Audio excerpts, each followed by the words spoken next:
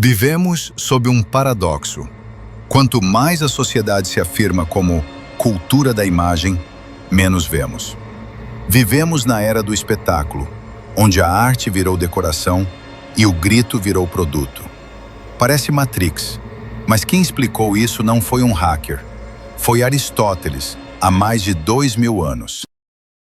Ele disse algo que soa como uma contradição hoje.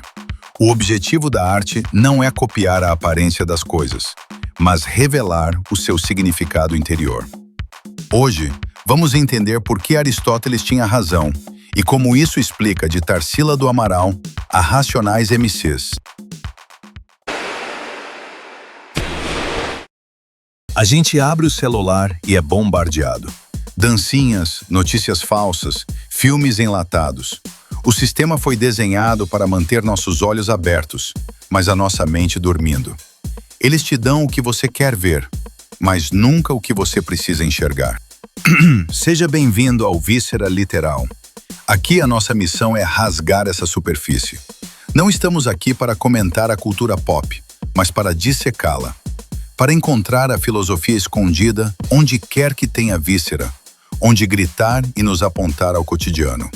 Só que para fazer isso hoje, precisamos corrigir um erro milenar.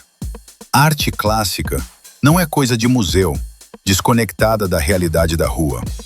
Aristóteles foi transformado em estátua fria, mas quando a gente tira a poeira da academia e coloca a ideia dele na prática, percebemos que ele estava descrevendo exatamente o nosso caos moderno.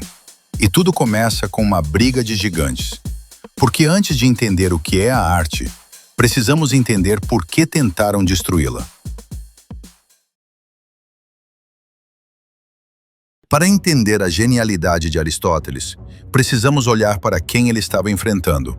Seu próprio mestre, Platão. Platão, em sua República Ideal, queria expulsar os poetas. Para ele, a arte era um perigo social. Por quê? Porque Platão acreditava que o nosso mundo físico já era uma cópia imperfeita e corrompida do mundo das ideias. Pense comigo, se um marceneiro faz uma cadeira, ele está copiando a ideia perfeita de cadeira. Se um pintor pinta essa cadeira, ele está fazendo a cópia da cópia. Para Platão, a arte nos afastava da verdade em 2 graus. Era uma ilusão, uma mentira sedutora que mexia com nossas emoções mais baixas e nos impedia de raciocinar.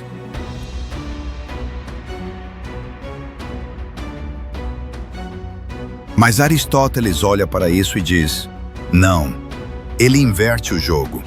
Na sua obra poética, ele argumenta que a arte não copia o objeto, a cadeira. Ela copia a ação humana. Enquanto a história nos diz o que uma pessoa específica fez, os fatos, a poesia nos diz o que qualquer homem faria naquela situação, as possibilidades.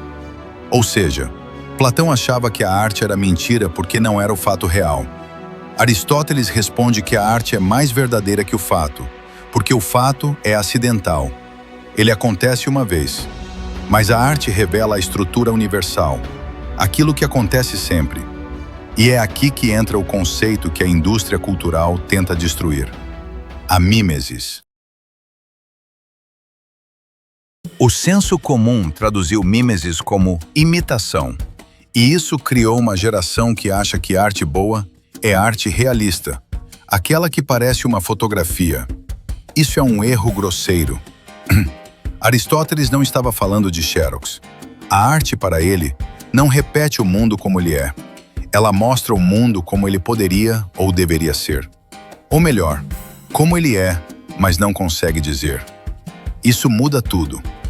Porque se a arte não precisa ser realista para ser verdadeira, então sua força está não na fidelidade à aparência, mas na fidelidade ao que não aparece, ao desejo, à dor, à contradição, à violência silenciada, à beleza reprimida, ao que se esconde sob a ordem natural das coisas. Pense nas letras de Mano Brown, nas imagens de Abdias Nascimento, nos quadros de Tarsila do Amaral. Nada ali é realista, no sentido banal da palavra. Os pés são grandes demais, As cores são fortes demais, as rimas são duras demais, mas tudo ali é profundamente verdadeiro. Aristóteles dizia que a poesia é mais filosófica que a história. Por quê? Porque a história narra o que aconteceu. A arte narra a verdade por trás do acontecimento. E as verdades, muitas vezes, só cabem na metáfora. Mas existe um sistema desenhado para impedir que você veja essa metáfora. Lembre-se da cena do traidor Cypher, jantando com o agente Smith. Ele espeta um pedaço de carne suculenta. Ele sabe que a carne não existe. Ele sabe que é código. Mas ele diz: a ignorância é uma bênção. Cypher escolhe a aparência. Ele escolhe a arte que conforta, o entretenimento que anestesia. Isso é o que Adorno e Horkheimer chamaram de indústria cultural. É um sistema que não produz arte, produz mercadorias disfarçadas de arte. Adorno dizia que a indústria cultural cria um esquematismo. Tudo é pré-digerido. O herói sempre vence, o amor sempre acontece, a música sempre tem o mesmo refrão, o vídeo sempre tem o mesmo corte. Por quê? Para que você não precise pensar, para que você não tenha o trabalho de cavar o significado interior. O filósofo contemporâneo Byung-Chul Han chama isso de sociedade do liso. Hoje, tudo precisa ser liso. O celular é liso, a pele no filtro do Instagram é lisa, a arte é polida. Nós perdemos a capacidade de lidar com o áspero, com o atrito, com o negativo. O sistema vende a aparência. Ele vende o Cypher comendo a carne. Mas a verdadeira arte aristotélica é o Neo tomando a pílula vermelha. Quando Neo começa a ver o mundo como código verde caindo, ele não está vendo o mundo mais feio. Ele está vendo a estrutura ontológica do mundo. Ele parou de olhar para a distração e passou a olhar para a engrenagem. E ver a engrenagem dói. É perigoso. É político.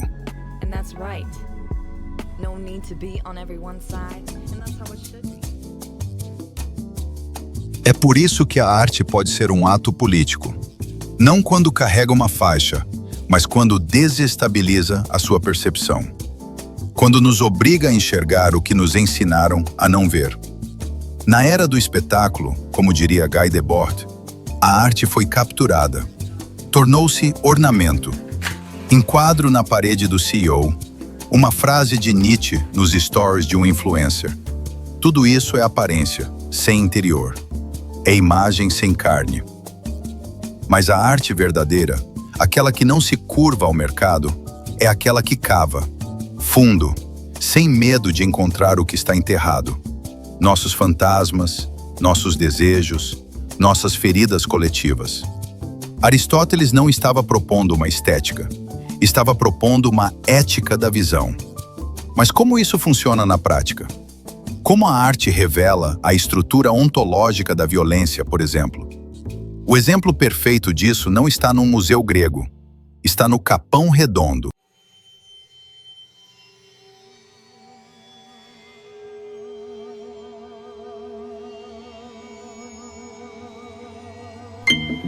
Aqui estou mais um dia.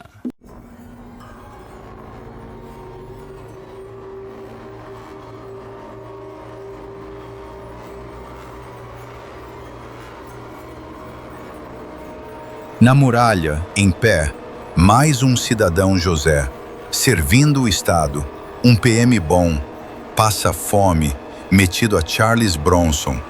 Ele sabe o que eu desejo, sabe o que eu penso. O dia tá chuvoso, o clima tá tenso. Vejamos Diário de um Detento, do Racionais MCs. Vamos aplicar Aristóteles aqui. A canção não descreve a prisão apenas como ela parece. Descreve a prisão como ela funciona. Observe a construção. A letra começa situando a tragédia no tempo e espaço, como uma peça grega. São Paulo, dia 1º de outubro de 1992. 8 horas da manhã. Mas logo em seguida, Mano Brown usa a mímesis para evocar a atmosfera. Aqui estou, mais um dia, sob o olhar sanguinário do vigia. O olhar sanguinário não é um fato físico. O olho do vigia não está sangrando. É uma metáfora que revela a essência da relação entre o Estado e o preso. Uma relação de caça e caçador. Uma relação de morte iminente, sustentada pelo oprimido que se torna opressor. A música segue uma estrutura de tragédia clássica. Temos a hubris, o excesso, a superlotação, o calor, a tensão insuportável. Temos a peripécia, a virada, a rebelião que estoura. E temos a anagnórise, o reconhecimento, o momento em que o sujeito percebe seu destino trágico. Quem mata mais ladrão ganha medalha de prêmio.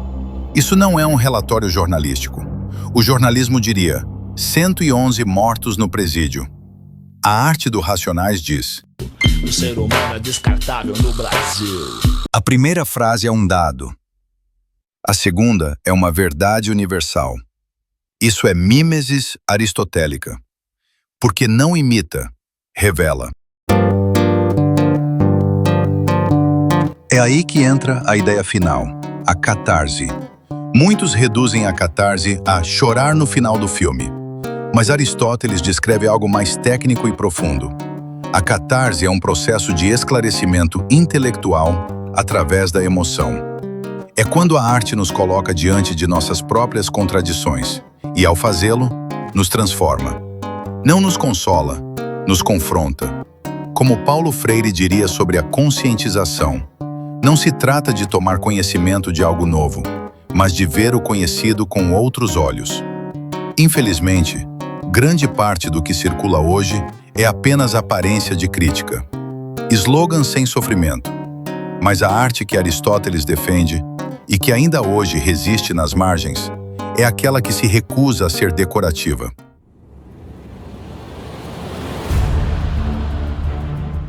Vivemos em um tempo em que tudo é imagem, mas quase nada é visão. Onde tudo é mostrado, mas quase nada é revelado. Por isso, voltar a Aristóteles não é nostalgia, é urgência. Precisamos da arte não para fugir da realidade, mas para ter coragem de encará-la. Para nos devolver a capacidade de enxergar o mundo não como ele se apresenta na tela do seu celular, mas como ele realmente é. E essa, sim, é uma tarefa revolucionária. Não mostrar o que vemos, mas nos devolver a visão.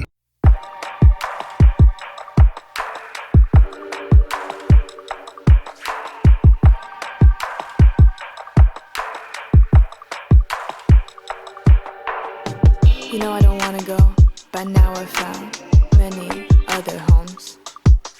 But if I'm all there's to it, I'll be nothing more, and I'm okay with that. I'll be okay with that. Este vídeo é uma homenagem à arte que escava. Todas as ideias aqui apresentadas são fruto de diálogo com pensadores vivos e mortos, cujas obras nos ajudam a ver além da superfície. Citar não é decorar, é devolver o que nos foi dado.